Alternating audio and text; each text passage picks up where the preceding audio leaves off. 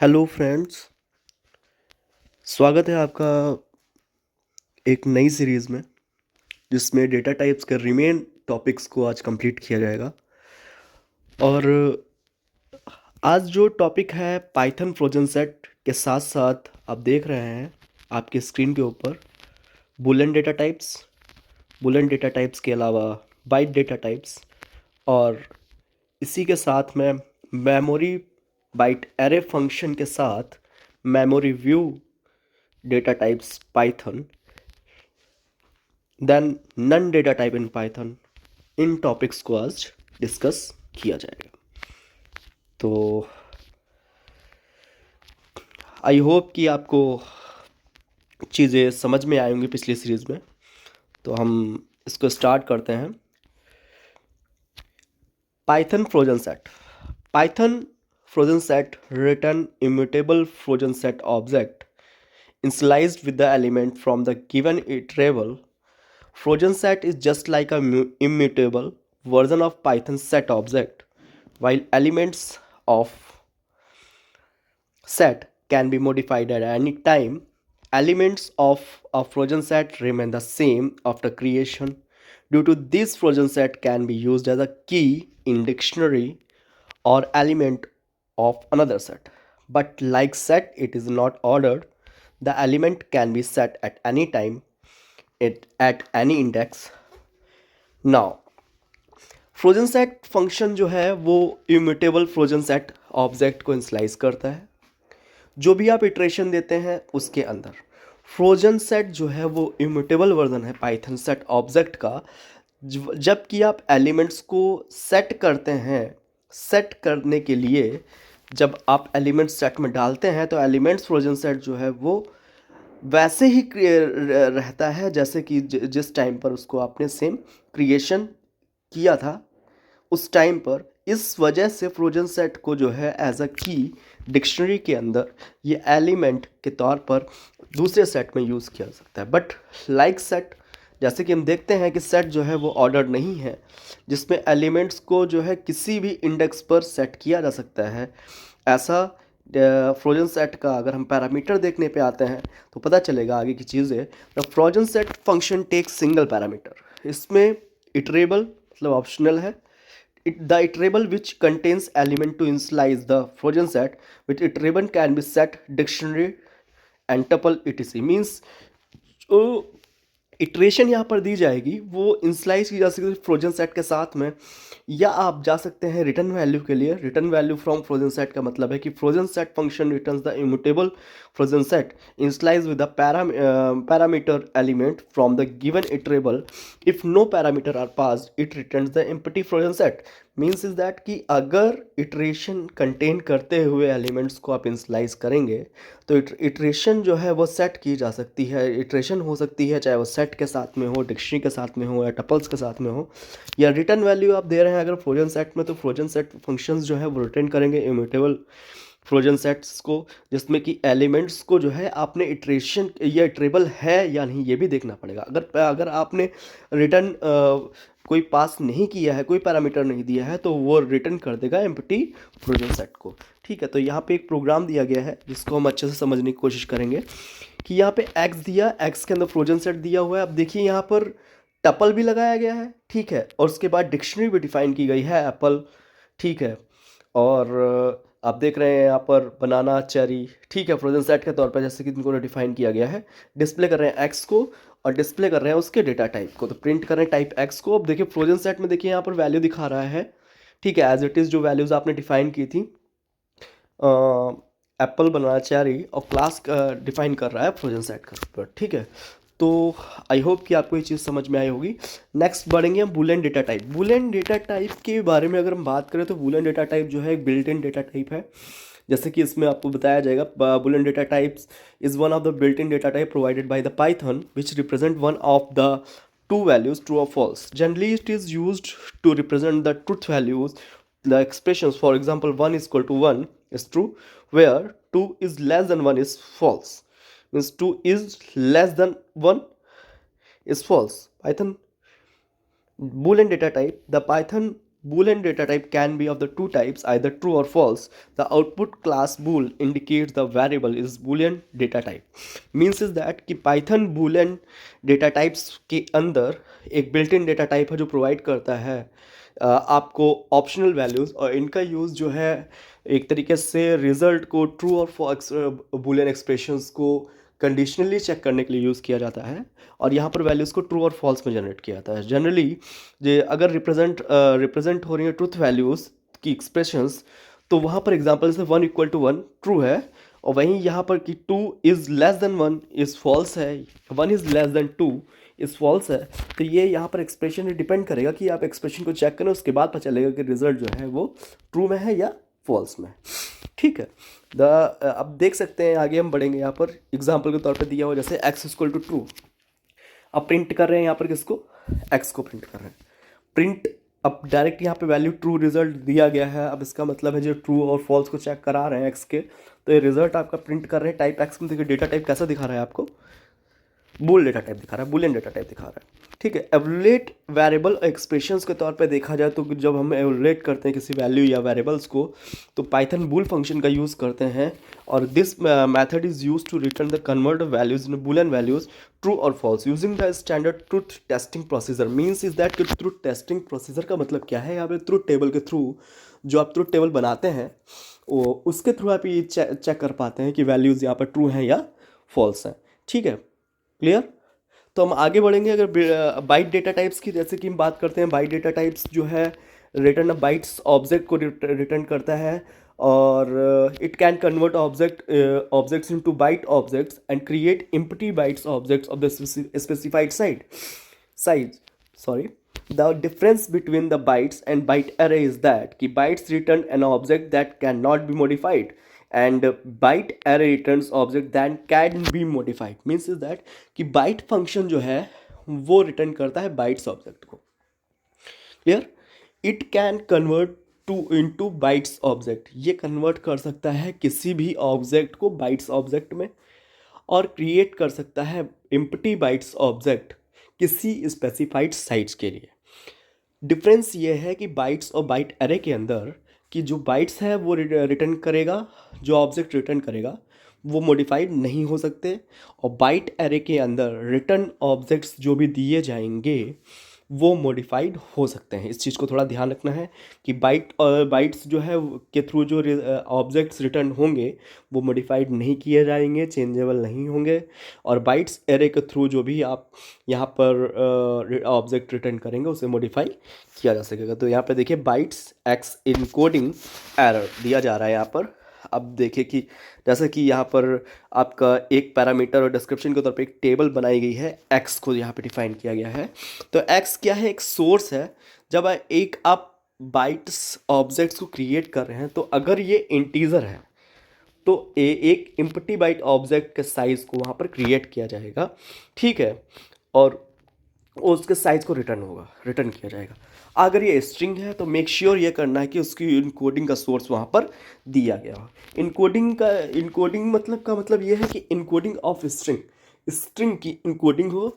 Error specifies ये करेगी कि वहाँ पर अगर कोई स्पेसिफाई करने में अगर कोई एरर आती है, तो इनकोडिंग अगर फेल हुई है तो वहाँ पर एरर आ जाएगी। देखिए सिंटैक्स के तौर पे जहाँ आप देखेंगे यहाँ पे नज़र आएगा कि बाइट्स होगी, एक्स होगी और इनकोडिंग होगी। पैरामीटर में एक बार फिर से हम इसको ध्यान देते हैं कि एक्स क्या है, एक सोर्स है जहाँ से आपने बाइट ऑब्जेक्ट को क्रिएट किया है। अगर यहाँ पर ये इंटीजर है तो एम्प्टी बाइट्स यहाँ पर एम्प्टी बाइट्स ऑब्जेक्ट्स के तौर पे जो उसका साइज़ होगा वो क्रिएट हो जाएगा। और अगर स्ट्रिंग है तो मेक श्योर करेगा कि वो इनकोडिंग का सोर्स वहाँ पर है या नहीं। ठीक है, इनकोडिंग किस लिए यूज़ होगी, स्ट्रिंग के लिए यूज़ होगी, और एरर तब आएगी जब यहाँ पर कोई जो इनकोडिंग की गई है स्ट्रिंग की वो फेल हो जाएगी। ठीक, तो ये चीज़ ध्यान रखनी है। X equal to b string के तौर पे हेलो दिया गया, डिस्प्ले किया जा रहा है एक्स को, प्रिंट किया गया एक्स को, प्रिंट कर रहे हैं टाइप एक्स, तो प्रिंट बी हेलो क्या किस टाइप का क्लास बाइट दिखा रहे हैं यहाँ पर, क्लास डेटा टाइप का यहाँ पे दिखाई दे रहा है बाइट्स। ठीक है, और आगे बढ़ते हैं हम। बाइट एरे फंक्शन, इसका थोड़ा सा अभी डिस्कशन हमने किया था, तो आगे बढ़ते हैं। Python byte array function. Byte array method returns a byte array object which is an array of given bytes. It gives a mutable sequence of integers in the range 0 uh, less than equal to x less 256 means is that कि syntax byte array source encoding errors parameter source optional initialize the array of bytes encoding optional encoding of string error optional takes action when encoding fails means that कि byte array method जो है वो byte array of objects को return करता है अगर bytes of array वहाँ पर दी गई है ये mutable sequence of string integers की रेंज को डिसाइड करता है मीन्स इज दैट कि यहाँ पर अगर zero less than equal to x है और 256 बाइट से ज़्यादा है तो यहाँ पर वो सिंटैक्स यहाँ पर दिया जाएगा सिंटैक्स के तौर पर देखें बाइट एरे सोर्स कहाँ से लिया गया इनकोडिंग क्या है और एरर अगर एक्शन तब एनकोडिंग अगर फेल होती है तो वहाँ पर एरर ऑकर होगी returns an array of bytes of the given size return करता है उस एरे ऑफ बाइट्स को जो साइज दिया गया है उसके एरर उसके साइज को रिटर्न करेगा ठीक है क्लियर है कोई दिक्कत है यहाँ पर तो एक बार सोर्स क्या है इनिशियलाइज करेगा एरे ऑफ बाइट्स को फिर से देखें इनकोडिंग क्या है इनकोडिंग ऑफ स्ट्रिंग को और ये तब एक्शन लेगा जब इनकोडिंग वहाँ पर फेल हो जाएगी क्लियर नेक्स्ट आते हैं हम यहाँ पर आपका memory view in Python memory view function return the memory view objects. Before learning more about the memory view, let's see what do we use this function. Means as memory view is safe way to expose the buffer protocol in Python and a memory view behave just like a bytes in many useful contexts. For example, it supports the mapping protocol, so it is provides the adequate replacement if it is used carefully. The great thing about it is that uses the buffer protocol beneath the cover to avoid the copies and just juggle to pointer data means memory view objects allow Python to code access the internal data of an object that support the buffer protocol without copying. The memory view function allow direct read write access to an objects by bytes orienting data without needing to copy it first that can yield large performance gains when operating on large objects since it is doesn't create a copy when slicing means is that if you are talking about that function means is that कि Python memory view function return करता है memory view objects को इसको जाने से पहले अगर हम देखें तो मेमोरी व्यू एक सेफ वे है जो एक्सपोज करता है बफर प्रोटोकॉल को बफर प्रोटोकॉल जो है पाइथन के अंदर एक ऐसा बिहेव करती है जैसे कि बाइट्स के बारे में भी हमने बात की थी बहुत यूज़फुल है कंटेस्ट के तौर पर अगर हम देखें तो सपोर्ट करें मैपिंग प्रोटोकॉल के तौर पर भी काम करती है ये प्रोवाइड करती है एक रिप्लेसमेंट जिसका यूज़ हम बहुत केयरफुली करते हैं और सबसे अच्छी चीज़ ये है कि इसका यूज़ एक बफर प्रोटोकॉल के तौर पे किया जा सकता है जो कवर करती है वाइट कॉपीज जस्ट जॉन्गेट pointer of data means pointer of data का मतलब कि एड्रेस ऑफ डेटा को कॉपी करने के लिए अवॉइड करती है ठीक है तो एक ये बेस्ट वे हो सकता है जिसके थ्रू अगर हम बाइट्स डेटा का ना यूज़ करना चाहें बाइट्स अरे या आपका बाइट फंक्शन का अगर नहीं यूज़ करना चाहते तो मेमोरी व्यू का वहाँ पर यूज़ कर सकते हैं मेमोरी व्यू ऑब्जेक्ट जो है पाइथन कोड को एक्सेस करने की परमिशन देता है और जो उसका इंटरनल डेटा ऑब्जेक्ट है उसे सपोर्ट करता है जहाँ से बफर प्रोटोकॉल बिना उसके एड्रेस को कॉपी किए उसे एक्सेस कर पाती है मेमोरी व्यू फंक्शन जो है वो अलाउ करके डायरेक्ट रीड और राइट एक्सेस मोड में बेसिकली आपका फाइल हैंडलिंग में हो सकता है या आप object byte oriented data without needing to copy first मतलब पहले उसको कॉपी किए बिना ही उसके कोड को एक्सेस किया जा सकता है ठीक है और कॉपी करने की ज़रूरत भी नहीं पड़ती ये एक लार्ज परफॉर्मेंस गेन है जहाँ पर ऑपरेटिंग सिस्टम लार्ज ऑब्जेक्ट्स को बिना कॉपी या बिना स्लाइस किए उनको एक्सेस कर पाता है ठीक है, बेस्ट फंक्शन है ये।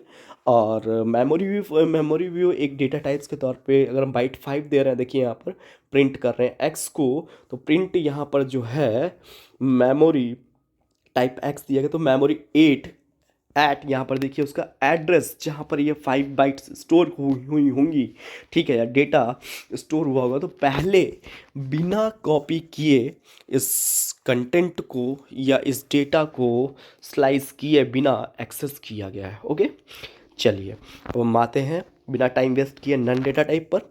नन एक कीवर्ड के तौर पे काम करता है जो कि नल वैल्यू या नो वैल्यू एट ऑल के तौर पे काम करता है। None is the same as 0, false, or an empty string. None is a data type, its own none type, and only none can be none. We can assign none to any variable, but you cannot create other none type object. We can assign none to any variable, but you cannot create none type objects. Means is that आप देख सकते हैं कि none keyword क्या है, एक null value को define करता है, इसका मतलब है no value at all. None जो है सेम एज जीरो के तौर पे, फॉल्स के तौर पे, एम्प्टी स्ट्रिंग के तौर पे ट्रीट किया जा सकता है, ठीक है, नहीं किया जा सकता, सॉरी। और नन एक डेटा टाइप है, एक डेटा टाइप है जो कि केवल नन के तौर पे नन के तौर पे असाइन किया जाता है। नन को असाइन किसी वेरिएबल के तौर पे किया जा, आप असाइन या आप एक तरीके से किसी टाइप ऑब्जेक्ट के तौर पे इसको असाइन नहीं कर सकते। आप इसको असाइन कर सकते हैं बट वेरिएबल के तौर पे असाइन तो कर सकते हैं, लेकिन किसी टाइप के तौर पे असाइन यहाँ पर नहीं कर सकते हैं, ठीक है। तो यहाँ पे हम सिंटैक्स के तौर पे बात करें तो सिंटैक्स इसका आप देखेंगे, नन जो है स्टेटमेंट सपोर्ट करता है बोथ इज़ और आपका इक्वल टू ऑपरेटर को। नन जो है आपका इंटरेस्टिंग फैक्ट के तौर पर तो नन जो है वो सेम फॉल्स की तरह नहीं होता है, नन आपका ज़ीरो नहीं है, नन एक एम्प्टी स्ट्रिंग नहीं है। Comparing none to anything will always false except none itself, मतलब जो है फॉल्स जो है वहाँ पर नन के तौर पे काम करता है। तो दोस्तों आपको हमने इंटरेस्टिंग फैक्ट यहाँ पर बताए हुए हैं, और आई होप कि आपको ये वीडियो पसंद आएगा और आप इसको ज़्यादा से ज़्यादा शेयर करेंगे, ज़्यादा से ज़्यादा शेयर करके साथ में सब्सक्राइब भी करवाएंगे लोगों को, क्योंकि अब तक मैंने देखा है कि आप लोग वीडियो देख तो रहे हैं दोस्तों, लेकिन उसे शेयर और सब्सक्राइब नहीं करवा रहे। तो आई होप कि आपका प्यार हम पर यूँ ही बना रहेगा और आप हमारे साथ जुड़े रहेंगे। आगे के वीडियोस के लिए हमसे जुड़े रहें, हमारे चैनल को लाइक करें, सब्सक्राइब करें, शेयर करें और हमसे जुड़े रहें। धन्यवाद, थैंक यू।